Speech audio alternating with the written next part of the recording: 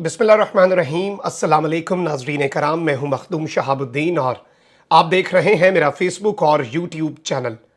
उम्मीद करता हूं आप सब लोग बखैर व आफियत होंगे और जहां भी होंगे अपने अहले खाना समेत खुश भी होंगे और महफूज भी। नाज़रीन कराम, इस वक्त पाकिस्तान के अंदर जो सियासी दर्जा हरारत है वो कम होने का नाम नहीं ले रहा और मुख्तदर हलकों में और पाकिस्तान तहरीके इंसाफ में इस वक्त खलीज गहरी से गहरी तर होती जा रही है और बैक टू बैक पाकिस्तान के मुख्तदर हलकों की तरफ से ना सिर्फ तरदीद के इमरान खान और उनकी टीम के जो खिलाड़ी हैं उनके बयानात की तरदीद आ रही है, बल्कि अब मनफी खबरों पर हथौड़ा चलाने का फैसला कर लिया गया है। और पिछले चंद घंटों में कुछ बहुत बड़ी और अहम तरीन डेवलपमेंट्स हुई हैं।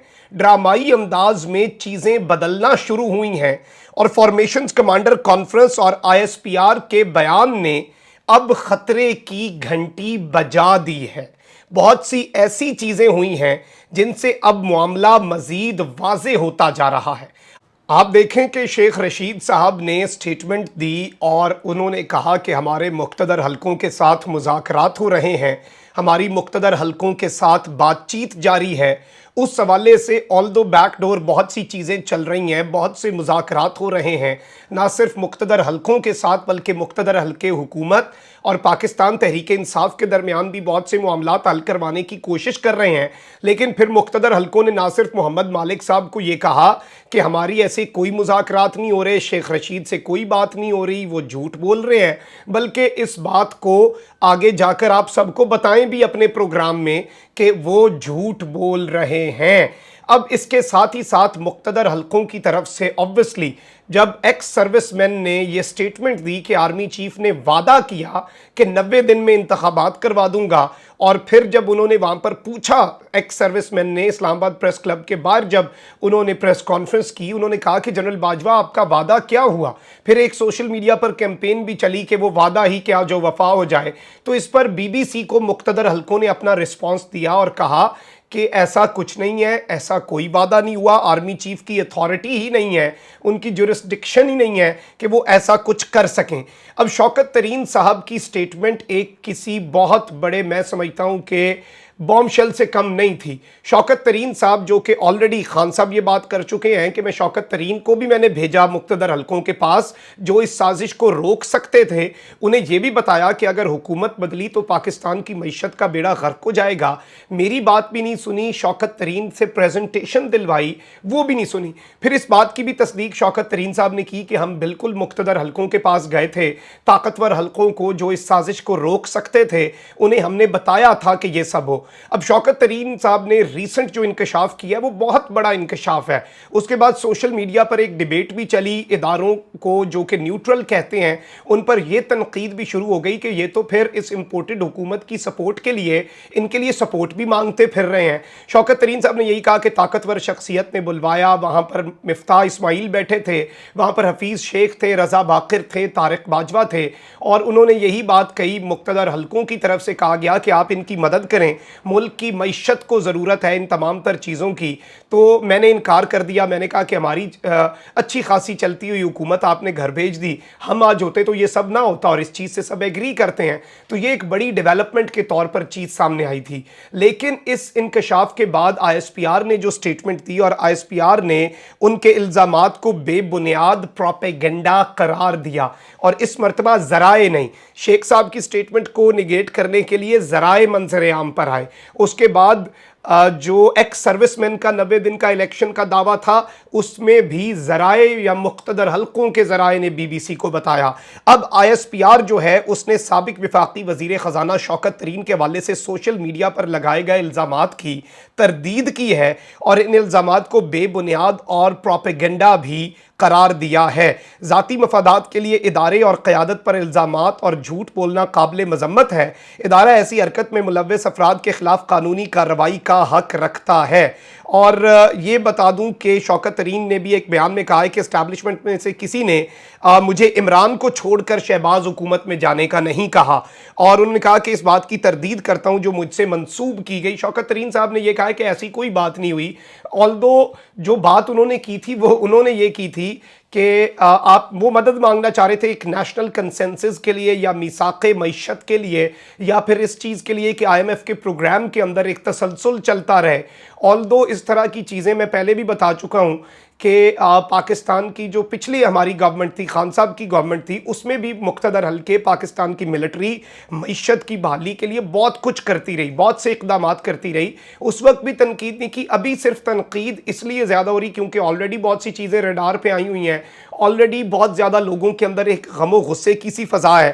اب army chief general Qamar Javed Bajwa کی زیر صدارت فارمیشن کمانڈرز کانفرنس ہوئی، اور اس فارمیشن کمانڈرز کانفرنس میں تمام کور کمانڈرز نے، پرنسپل سٹاف آفیسرز نے اور تمام فارمیشن کمانڈرز نے شرکت کی۔ یہ نارمل انپریسیڈنٹڈ ہوتی ہیں اور کور کمانڈر کانفرنس ہوتی ہے، corps commander plus formation commander conference تھی، اور یہ ایک مرتبہ پہلے بھی ہوئی۔ آرمی چیف کے تمام تر اقدامات اور فوج کی جو پولیٹیکل پالیسی ہے نیوٹرل رہنے کی، اس کی بھی انہوں نے اعادہ کیا۔ یہ ایک سٹیٹمنٹ تھی اس سے پہلے بھی کہ فوج یونائٹڈ ہے اس وقت جو کچھ بھی ہو رہا ہے اس میں۔ اب اس میں ظاہری بات ہے بہت زیادہ چیزوں کے اوپر آپریشن رد الفساد اور تمام تر چیزیں جو ہیں وہ ان کے اوپر اس میں بریفنگ دی گئی۔ اس میں جو امپورٹنٹ چیز تھی وہ یہ تھی کہ آرمی چیف نے کہا کہ پاک فوج ملکی سالمیت، سلامتی اور خود مختاری کے تحفظ کے لیے ہمیشہ اپنی پیشہ ورانہ ذمہ داریاں پوری کرتی رہے گی۔ اب ملکی سلامتی کے لیے جو کچھ ہو سکا وہ کریں گے اور ہر حد تک جائیں گے، اور یہ سٹیٹمنٹس پہلے بھی آتی ہیں لیکن اب قانونی کارروائی بھی ہو سکتی ہے۔ بہت سی چیزیں اس طرف کو جا سکتی ہیں، منفی خبریں، پروپیگنڈا اور مزید انتشار پھیلانے کے معاملے کے اوپر اب آہنی ہاتھ سے بھی نمٹا جا سکتا ہے۔ یہ ایک چیز آپ نے ذہن میں رکھنی ہے۔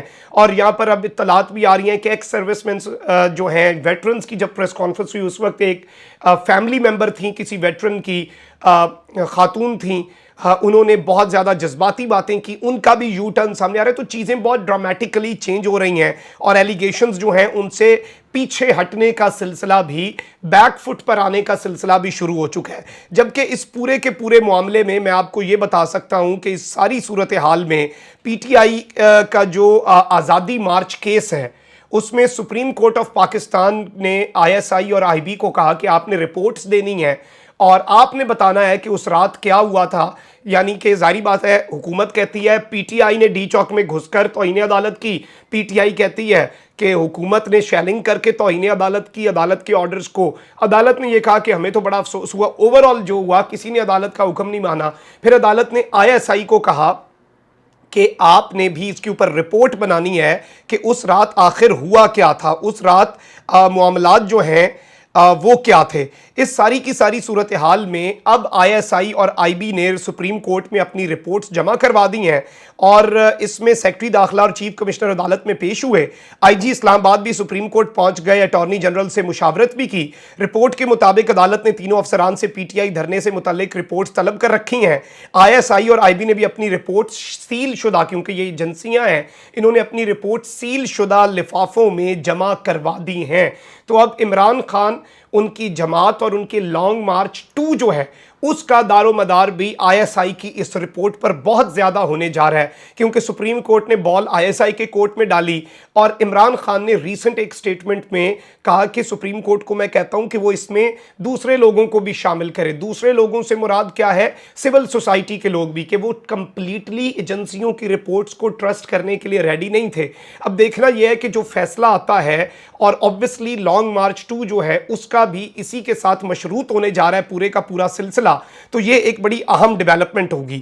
لیکن ایک چیز بڑی واضح ہو چکی ہے کہ مقتدر حلقے اپنی ثالثی تو کروانے کے لیے اپنا کردار ادا کر رہے ہیں، لیکن وہ اپنے کردار کے اوپر اب مزید سوالیہ نشان، مزید پروپیگنڈا یا مزید کسی بھی قسم کی کوئی چیز ہے جو ایک اوپن ڈسکشن چل رہی ہے اسے برداشت نہیں کریں گے، اور جو فیک نیوز یا اس طرح کی چیزیں ہیں ان کے اوپر اب آہنی ہاتھوں سے نمٹنے کا فیصلہ کر لیا گیا ہے، اور منفی خبروں کے اوپر ہتھوڑا چلے گا۔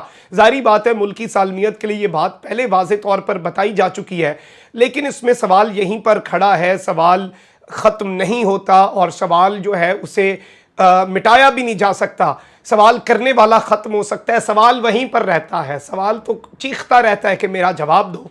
तो यहाँ पर बहुत से सवालात अभी भी हैं और सवालात यही हैं कि पाकिस्तान का सियासी मुस्तकबिल क्या होने वाला है।